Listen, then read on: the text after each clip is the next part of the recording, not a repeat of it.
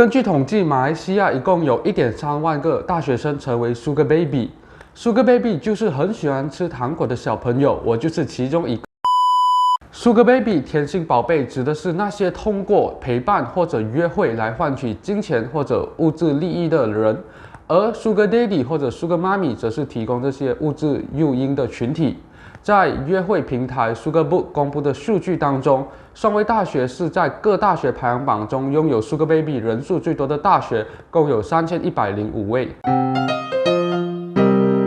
大家好，欢迎回到 Do Love Economic 频道，我是邵荣。今天借用 Sugar Baby 的新闻作为开头，我将会向大家介绍一本反省社会过度市场化的书籍《钱买不到的东西》。这本书的作者是哈佛大学教授和世界级学者 Michael Sandel。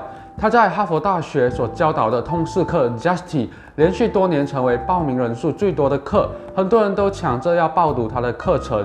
他在2009年出版了《正义：一场思辨之旅》这本书，畅销全球。紧接着，他在2012年又出版了《钱买不到的东西》，再次引起热议。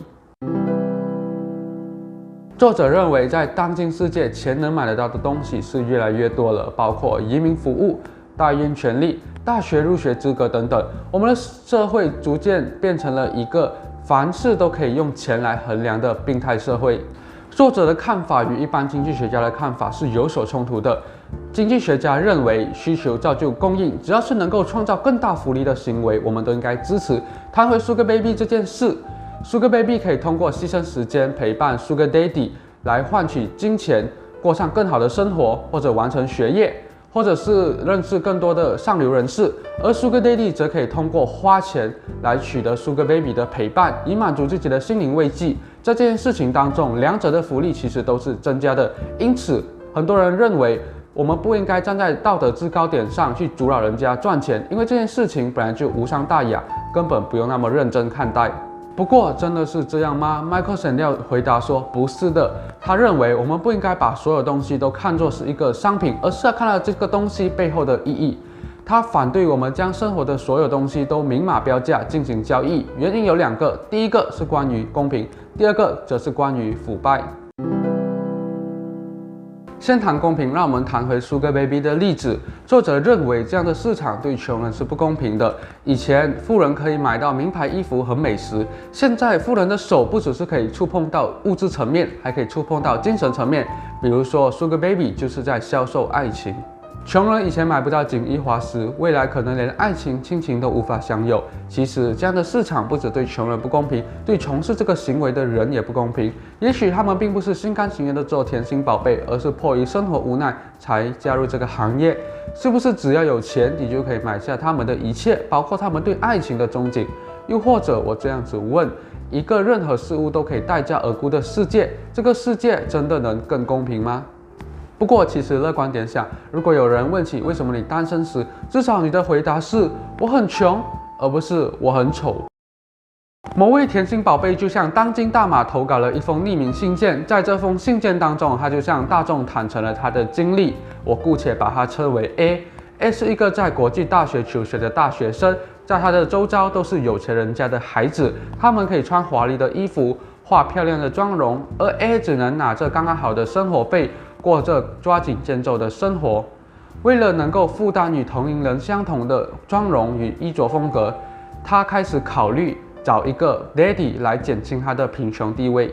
尽管 A 之后经历了一个非常糟糕的经历，被一个 daddy 骗上床，但是他依然相信，只要长期跟这些 daddy 保持甜心关系，终有一天他也可以买到一间100美元房子的神话。100美元，假设你的青春是18至28岁，那就有10年时间，120个月，平均每个月你将会得到8300多美元，换算过来马币的话，大概是34000多令吉。所以我想问的是，有没有哪位Sugar妈咪愿意每个月给我34000多令吉作为生活费来包养我呢？从这个真人真事中，我们可以得知 ，A 并不是自愿当甜心宝贝的。如果他家里有钱，他根本不会想着要做这样子的勾当。他们之间根本不是你情我愿的交易。就像在阿富汗，非法买卖肾脏的交易非常盛行。难道我们要说那些卖肾者都是自愿的吗？不是的，也许他们是主动去找买家，但是他们是迫于生活无奈，急需一笔钱才决定这样子做的。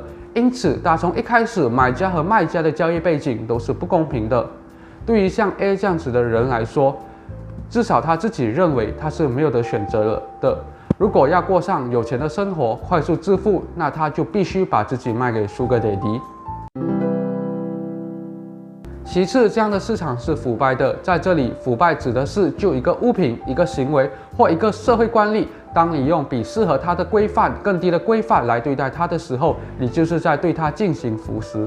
在 Sugar Baby 这个案例中，什么东西被腐蚀了呢？答案是爱情。所谓生命诚可贵，爱情价更高。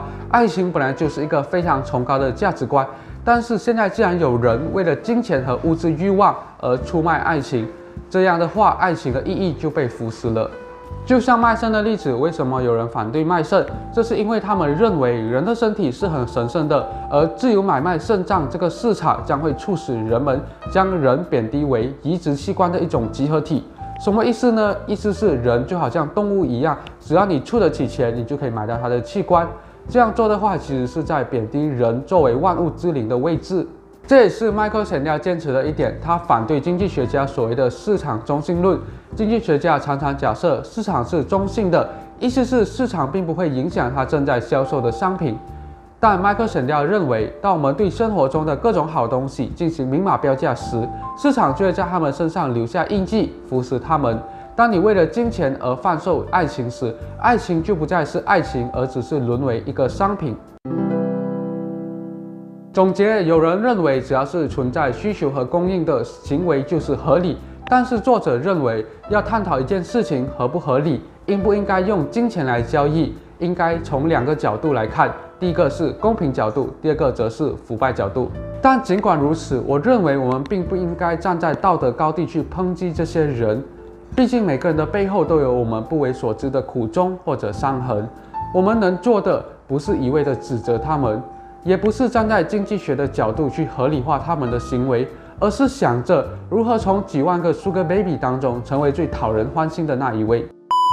而是静下来好好反思，之所以会出现类似的爱情市场，根本原因是什么呢？是物质主义的影响，是想要融入群体的社会需求，还是社会过度市场化的必然结果？通过这本书，我们可以认识到当今社会所持有的价值观未必正确，有些东西就是不应该明码标价。经济学很有趣，但是经济学思维并不一定适用在每个领域。这期影片有些沉重，不过我希望大家看了之后可以好好思考一下，一个有钱能使鬼推磨的社会，是不是你想要的理想国度？我认为我们应该避免我们的社会从拥有一个市场经济 （having a market economy） 滑落一个市场社会 （being a market society） 的状况。好啦，今天的影片就跟大家分享到这里。你对 Sugar Baby 这件事又有什么看法呢？今天的影片有些转换风格了，你喜欢这种新风格吗？欢迎在底下留言让我们知道。我们的频道还会继续向大家分享更多的经济学内容以及经济学书籍，马上订阅关注我们吧。我是邵荣，我们下期再见。